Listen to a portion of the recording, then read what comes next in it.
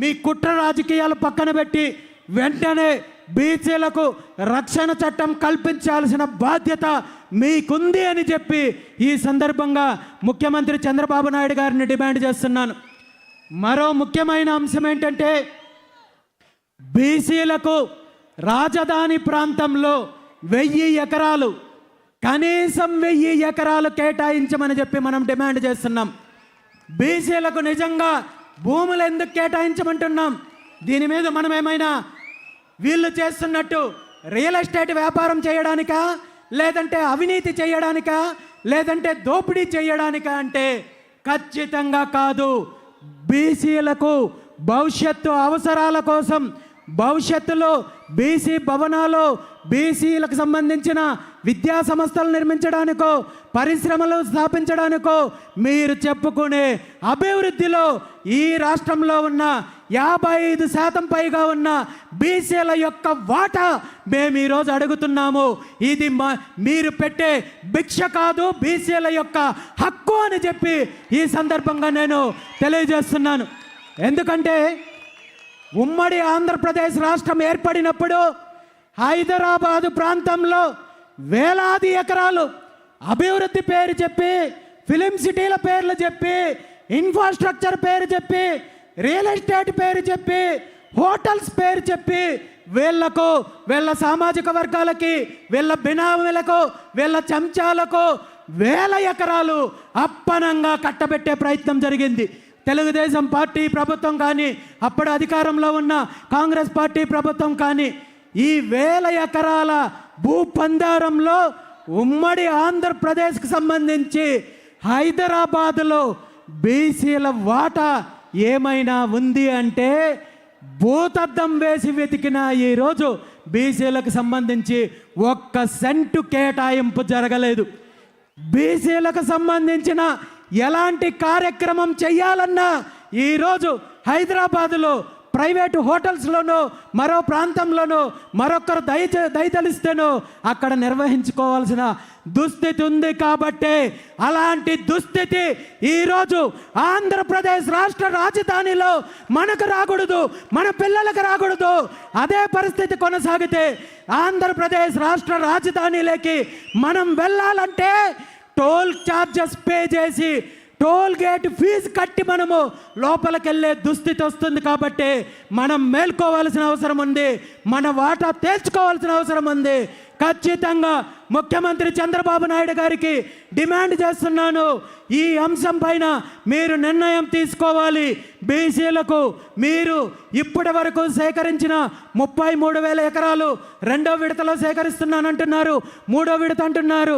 సుమారు 75 నుండి 80,000 ఎకరాలు సేకరించేది మీ కుటుంబం కోసమో, మీ బినామీల కోసమో, మీ అవినీతి కోసమో మరొకటో కాదు. ఈ రాష్ట్ర ప్రజలకు సంబంధించింది.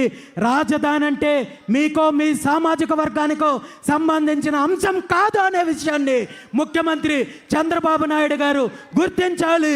బీసీల యొక్క వాటా తేల్చాలి, బీసీలకు 1000 ఎకరాలు కనీసం కేటాయింపు చేయాలి అని చెప్పి సందర్భంగా డిమాండ్ చేస్తున్నాను.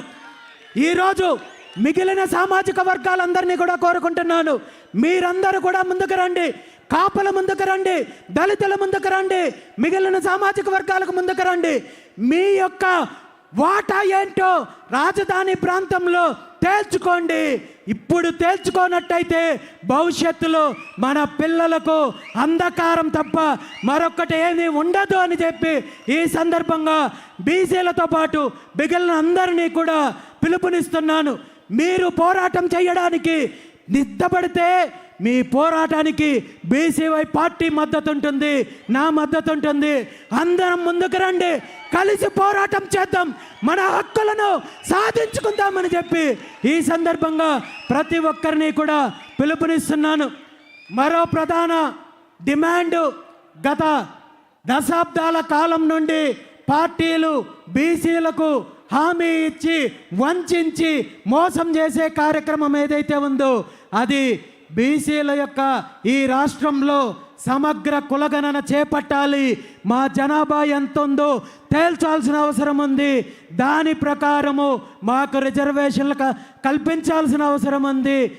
1983లో తెలుగుదేశం పార్టీ స్థాపించినప్పుడు ఇచ్చిన ప్రధాన హామీల్లో బీసీలకు 44% విద్యా ఉద్యోగాలు చట్టసభల్లో రిజర్వేషన్లు కల్పిస్తామని చెప్పి ఏ హామీ అయితే ఇచ్చారో ఆ హామీని మీరు అధికారం అనుభవించిన ఈ 23 సంవత్సరాల్లో ఒక్కసారి కూడా అమలు చేయాలనే ఆలోచన రాలేదు. కాబట్టి ఇప్పటికైనా ముఖ్యమంత్రి గారు నిద్రలో నుండి మేల్కోవాలి, బీసీలకు ఇచ్చిన హామీలను నెరవేర్చాలి.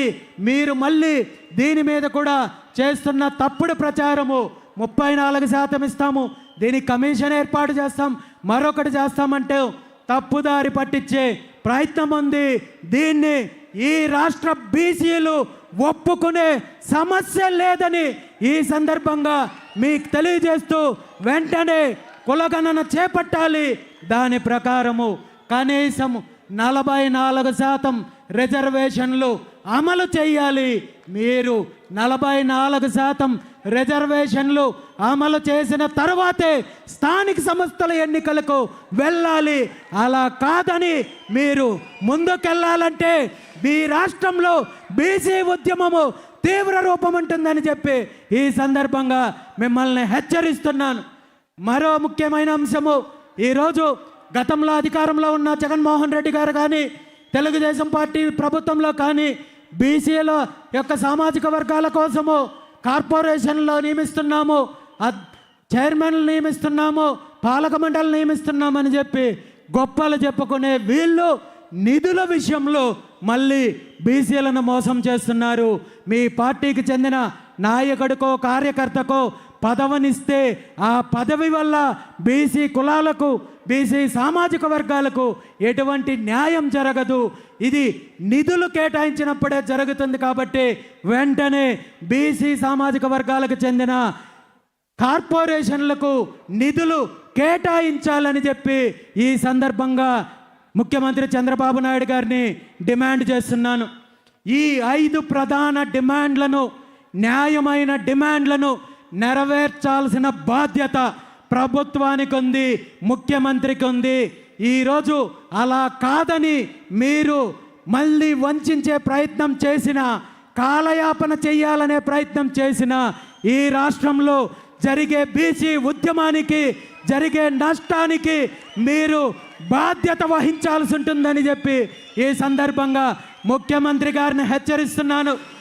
గతంలో అనేక సందర్భాల్లో, అనేక అంశాల్లో, అనేక ఉద్యమాల్లో మీరు బీసీ ఉద్యమాన్ని నీరుగార్చే ప్రయత్నం చేశారు. ఏదో ఒక రకంగా వంచించో, భయపెట్టించో, పదవులు తాయిలాలుగా చూపించో ఉద్యమాన్ని అణచివేసే ప్రయత్నం చేశారు. కానీ ఈరోజు అలాంటి పరిస్థితి లేదు అనే విషయాన్ని మీకు ఈ సందర్భంగా తెలియజేస్తున్నాను.